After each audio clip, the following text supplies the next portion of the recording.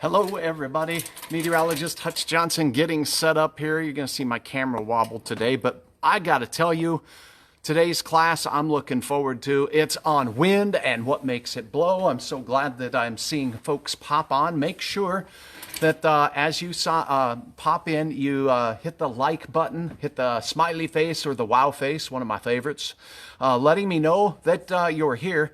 Number one, we're going to get started here very shortly.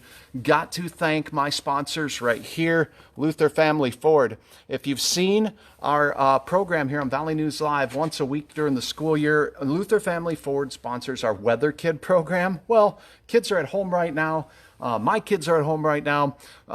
School, maybe you're not missing school every day, but I got to tell you, learning is something that always can be fun. And for me, learning about science and weather is fun. Today, we're going to talk about wind. Hi, Joe Hoffman. Thanks for joining us. Dominic from Horace, thanks for joining us. Hello, Tanya. Thanks for joining us. And Sam. In West Fargo, we've got Sherry Race and Sam with Grandma Sherry. Ruby's 10 and is here. Alex, thanks for joining the class as well. And in Grafton, we have Roso. Everybody's signing in. Thanks for saying hi. And I got to tell you guys, this class has been a learning experience for me. Each day I'm trying to do things a little better, a little smoother, and I hope you're enjoying them. I did get some suggestions from you guys and comments from yesterday's class, and we'll try to see if we can incorporate those. But I want you guys to do a couple things today for me if you can. I want you to go ahead and plan on a couple of questions about wind today. Okay, we're going to talk about wind. We're going to talk about why it blows, what direction it blows. We'll talk about some sciencey stuff. I've got a couple demonstrations for you behind me here. Oh, and again, I've brought my own apples, so you don't need to send Hutch apples or bring me apples. Wonderful to have you in class today. My name is Hutch Johnson. I'm Chief Meteorologist for Valley News Live, the NBC and CBS affiliate here in Fargo, North Dakota. I'm seeing a lot of local viewers signing on. Thanks for joining us. But we've also had people watching from Germany, from Arizona. So we want to invite you to do that. The other thing, you guys are doing things at your house so you can watch this, and we want to see it on Valley News Live. You go to our Valley News Live page, okay, and you can do photo uploads, and we have a photo upload page there just for your home classrooms and home offices that you've set up. So go ahead, and that's your homework. Go ahead and go to valleynewslive.com, log on after this class is over, and go ahead and do yourself an upload. We had a page going on in the building. Apologize for that, but at any rate, go ahead and upload your photos of your home office of you guys learning with Hutch. All right, here we go. Let's talk about wind and what makes it blow. And let's get started with today's content. First and foremost, I want to make sure that, there we go. All right, there we go. So class is beginning right now. Here we go. There is my studio camera. We'll go back to that in a second. Let's talk about the wind, shall we? Yesterday we talked about clouds, and this view here is a satellite radar across our nation. Now we have some snow in South Dakota as we forecast last night. Hey from Ada. Hey Sarah, thanks for joining us. Jen Carson says hi. Hi Carson.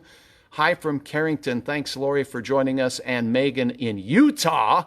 Awesome. Megan, thanks for joining us. Utah, for those of you who are not doing studies of that, there is Idaho way over here and Utah here. Salt Lake City area is right over here. It looks like North Utah is getting some snow. All right, Aaron, thanks for joining us from Moorhead. The wind is air that moves, okay? That's all wind is, and it is a part of our weather every day. Now, Hutch has a map here where I've turned on something that scientists use called isobars. Now, isobars are really sciencey. They're not really that hard to describe, though. What these are bullseyes or centers of either high or low pressure. And moving through our area, we have low pressure. We've measured up here by Hudson's Bay, way up in Canada. Okay, we have another area of low pressure that's fairly weak, but it's right in here. You can almost see a little circle right there. And then we have some high pressure also on our weather map. Up here in Canada, more high pressure, and then down here developing in the high plains of Colorado and Kansas and Nebraska is high pressure. So weather folks, meteorologists monitor the pressure. We measure the pressure because pressure is what drives the wind. Okay? Pressure's really cool. Now, if you watch us on Valley News Live or at your hometown station, wherever you may be joining us from, you're going to see maps or graphics or plots that look like this. And here's the pressure right here. And I don't even always say what the pressure is because most people at home don't really care too much about the pressure. It doesn't make your ears pop every day. 29.96 inches of mercury, and we are measuring the pressure and talking about pressure. So, what does that mean? Well, let's do a little backup and let's talk some sciencey fun stuff because that's what Hutch likes to do. Okay, let's see if the camera looks good. I think we can see it. Pressure is what it sounds like. Gas. Air is a gas. Take a big deep breath of the gas with me. Okay, air is a gas. And gas is cool because we can compress gas. It's really hard to compress a solid. I can take this metal tube here and try to compress it and press it together. It's really hard to do that. But we can compress gas. Now, many of us have a bicycle that we like to ride around in the summer. Here in Fargo, we're getting warmer, but it still ain't that good bicycle riding weather. We have to pump our tires up. We have to put enough pressure in our tires so that they have enough air pressure. That's what this is. We're talking about the same thing, pressure. When we pull the pump up, we're filling this tube with air, okay? And that air is under ordinary pressure, like all the air outside in the room that we're breathing right now. But once we start pushing down on the pump handle, the pressure in this tube starts getting really high. And that forces the air in this tube to want to move. When you put air under high pressure, it wants to skedaddle and get out of there, okay? Air under high pressure wants to move away from high pressure to where it's low pressure, where it's cool, where things are easy, okay? So we push down on the handle, the air blows into our tire, and we keep pumping until the gauge says, you got enough, don't put no more air in your tire. That's pressure. Now, pressure in the atmosphere is similar, but when we looked at that map just moments ago, we are measuring the pressure in Fargo and comparing it to your pressure that you're measuring today in Utah. Oh, Jen Mason said you lost sound. I hope you can hear me now. Jen, can you hear me now? Test, test, 1, 2, 3. Hey, Judith, it's really fun. Thanks for the comments. I appreciate that. I just want to make sure you all can hear me. Yes, Logan says yes. Okay, glad you can hear me. This is an interactive class. I'm going to ask you kids to do an assignment, and you kids can be, my classes are for kids age 5 to kids age 95. It doesn't matter your age. You're going to get some homework, and you're going to have some assignments as well. So let's take a look now at something else with pressure. It's a balloon, okay? This balloon here, okay, ordinary balloon. You may not have one in your house, but if you do, take a second, run and grab one, okay? Grab an ordinary balloon. All right.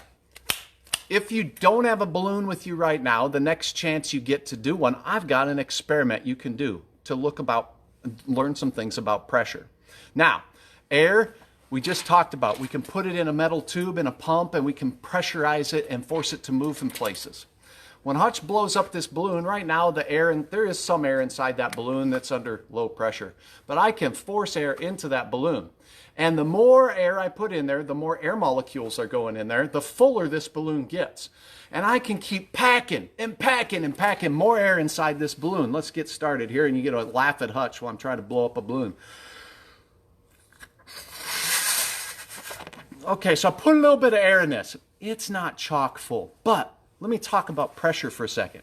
I've got a certain number of air molecules in this balloon, and it's squishy still. I can squeeze the balloon, and we can compress the air. We talked about yesterday, when air rises, it cools because it expands, and when air sinks, the pressure increases here in the lower atmosphere. So we're squeezing air. Air is cool. We can squeeze it and compress it.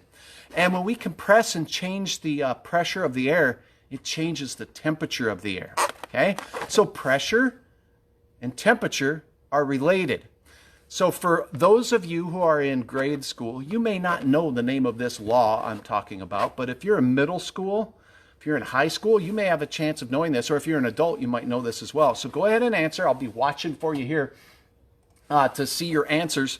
But I got to tell you, if you put air under pressure and it changes the temperature, there's a law that we use in science, then we can actually calculate how pressure and how temperature are related, and even volume, how much volume or space is occupied by those air molecules are all related. Okay, so I'm waiting for answers. When I get those, that will be great. I'll watch for them coming across. What law of science? Ooh, Amber has a balloon. Great. If you have a balloon, go grab it. Maybe your partners can grab it. We've got time here. I just forced more air molecules into my balloon. The volume got more bigger. I know my English isn't that good. I'm sorry. I was a lot gooder at math and science than English. Sorry. Now, as we take a look, the balloon got bigger. It's tighter, okay? We can keep forcing air into this balloon until something bad happens, right? It pops in Hutch's face. This is a big balloon. It keeps taking more air, okay? Now, if you have a balloon, you go ahead and fill that up. Somebody, Lindsay, says Newton's law. Well, that's a very important science law. That's not the one I'm thinking of. It relates pressure and temperature.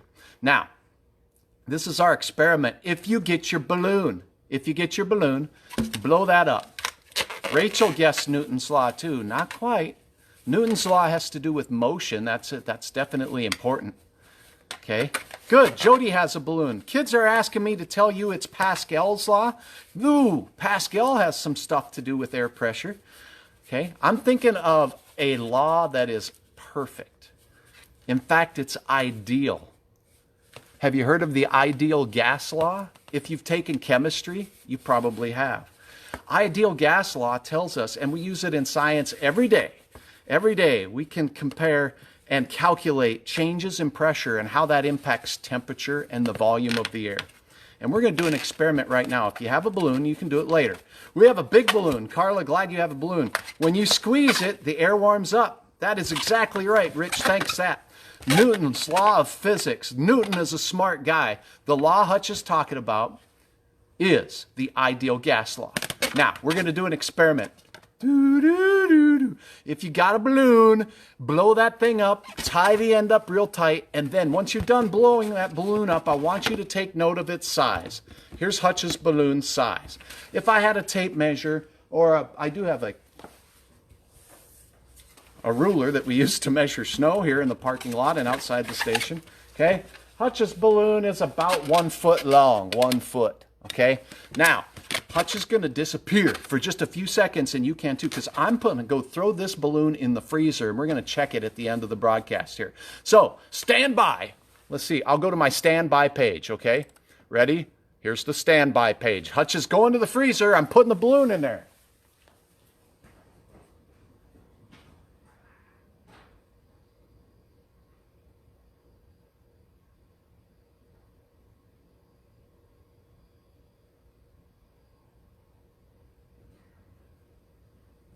Okay. Standby is over. Hutch is back. I ran to the break room. And now my balloon is in the freezer. We're going to take a look a little later about how temperature impacts the volume of the balloon and the size of it. You're going to notice something. Your balloon is 5 feet. Holy smokes, that ain't going to fit in no freezer. That's a weird balloon shape, Kristen says. Yeah, okay, freezing up a lot is it just me? Oh, maybe my streaming is freezing up. I apologize. I'm doing the best I can here. Let's keep it going. Let's talk a little bit more about wind. So we talked about pressure.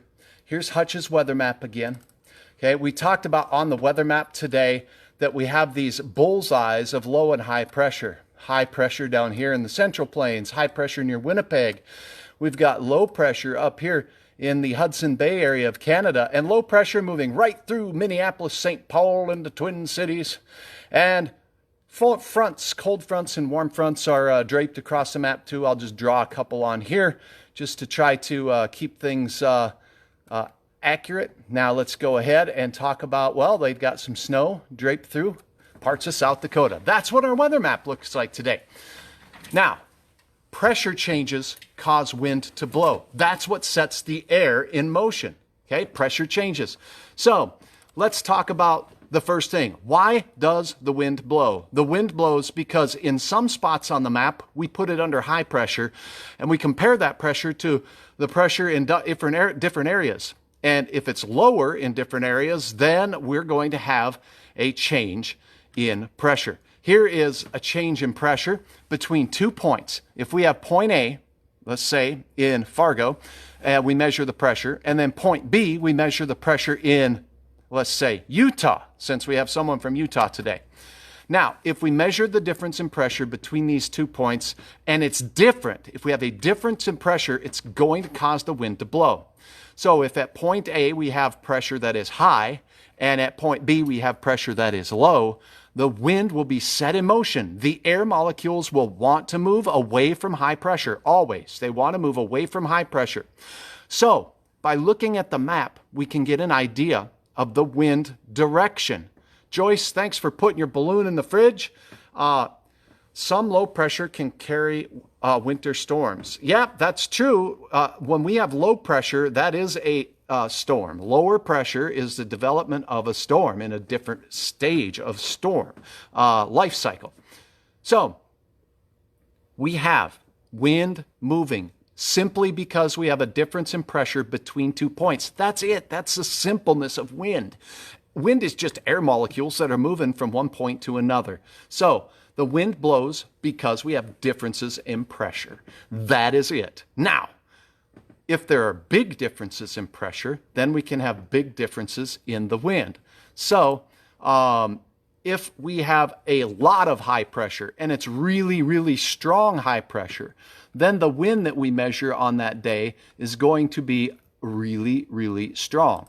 So our wind speeds are also impacted by the difference in pressure. So if we have huge pressure differences, that's simply going to make this wind speed a lot stronger. Okay? If we don't have much difference in pressure at all, the wind isn't really going to want to move at all. It isn't going to want to move too much. So let me explain that with a balloon again. Okay? If I got another balloon here, and you'll be tired of balloons maybe by the end of our class here in just a minute or two. I put just a little bit of air in there. It's under just a little bit of pressure. That's higher pressure than outside the balloon in the room here, right? So when I release this, the wind is going to blow out of the balloon away from the higher pressure inside the balloon outside. And we're not going to get much of a noise. Okay? Now, that was a little bit of wind caused by a little difference in pressure. But if I blow this balloon up and put a lot of pressure in there to where the rubber on the balloon is really, really stretched out, we're going to get a lot faster wind.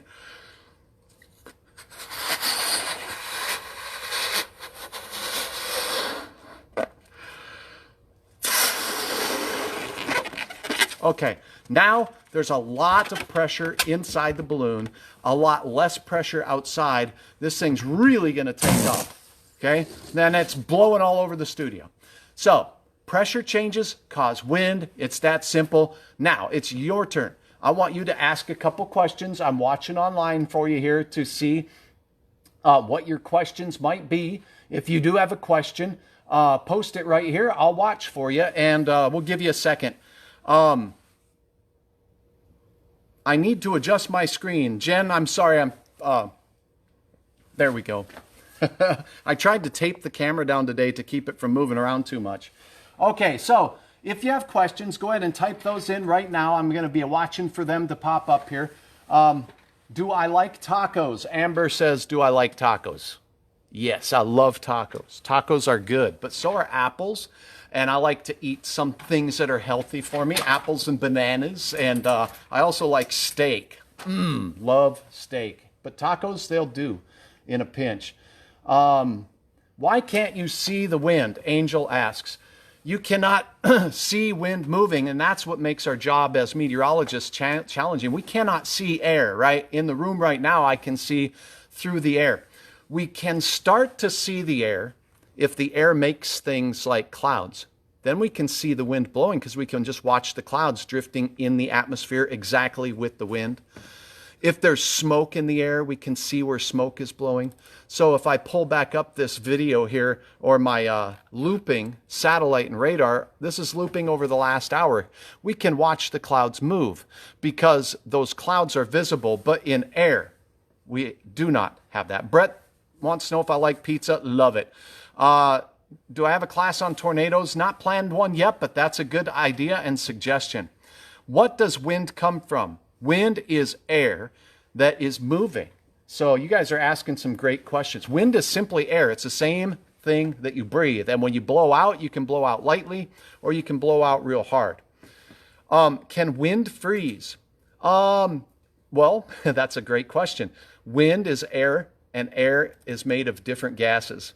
And we know that water, for instance, freezes at 32, but different gases have different boiling points, evaporation points. They have different condensation points, and they have different freezing points. So yes, the gases in our atmosphere can freeze. Awesome questions, you guys. That's good.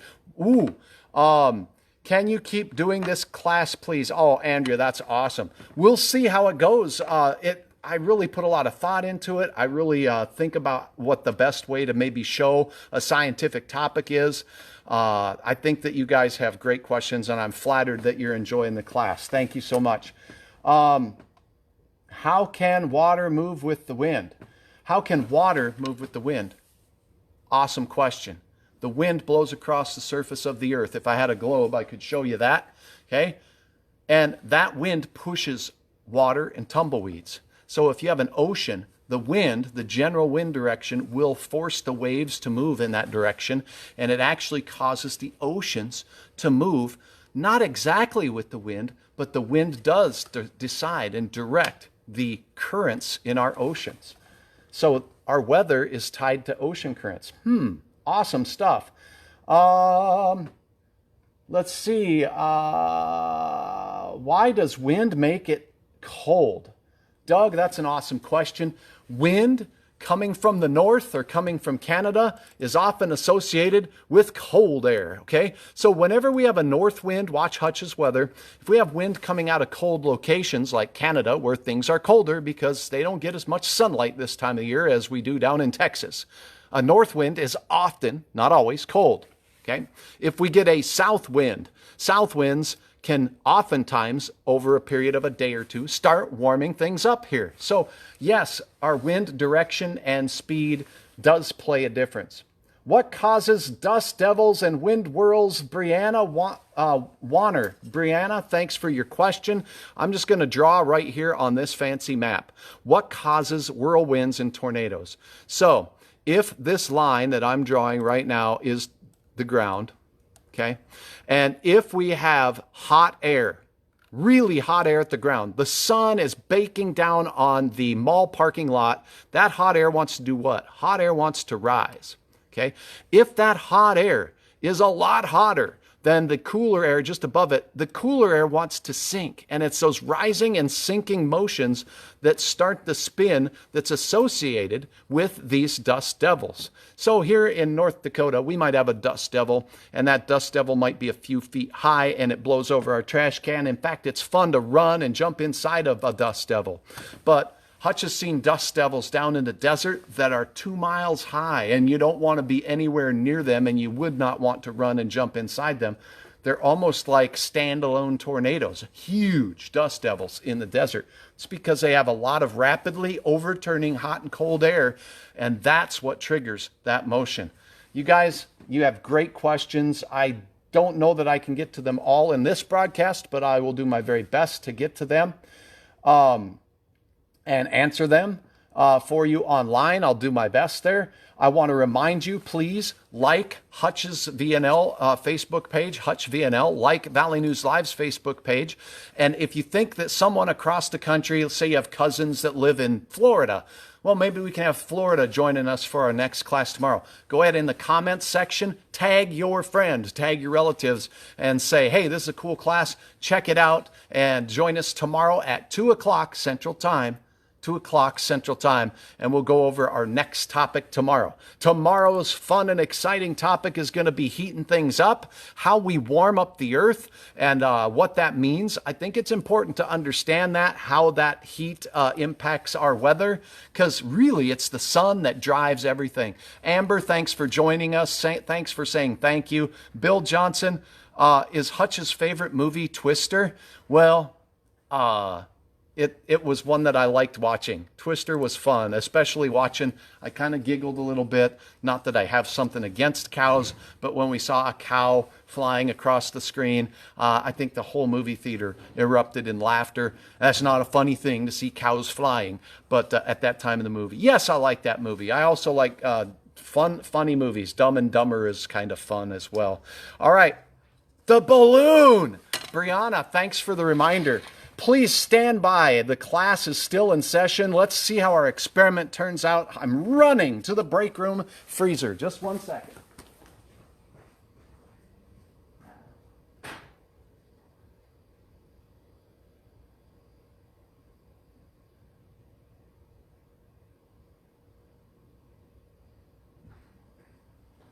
Okay. Hutch is back. And here is the balloon. It still looks pretty big to me. We may need to leave it in the freezer longer to give it more time. It's still close to a foot. I think it's probably about a foot.